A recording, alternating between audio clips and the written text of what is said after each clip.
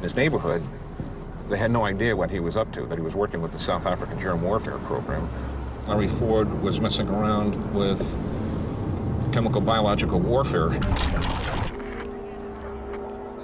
Larry was a wonderful fellow, mad as a hatter. He used to rock up in South Africa, having flown intercontinental flights with a trousers pocket full of goodies in sealed vials that he claimed were new and wonderful organisms and could do the most wonderful things on Earth. Larry Ford had mutated cholera, typhoid, anthrax, botulism, bubonic plague, and had also come up with germs that he called kaffir-killing germs. Kaffir, as you may know, in Afrikaans, is the equivalent of the N-word. So these were germs that were specifically engineered to kill only black people. In other words, an ethnic biological weapon.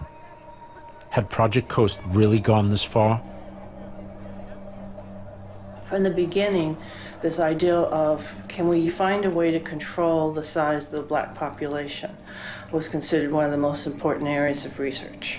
It got even more important over time as the size of the black population and the seriousness of the uprisings increased. So that's one reason why they got into genetic modification, research into is there a way to have contraceptives that could somehow basically sterilize blacks without them knowing it, and kind of all kinds of what at the time, or in hindsight, seemed like pretty far out research. There was some talk about an ethnic weapon Project Coast working on that was, quote, black bomb. That was great, yeah, that was the most fun I've had in my life.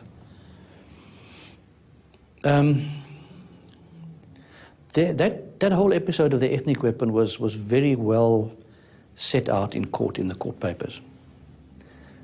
What happened is we had the objective to synthesize a certain protein that was in sperm for contraceptive purposes.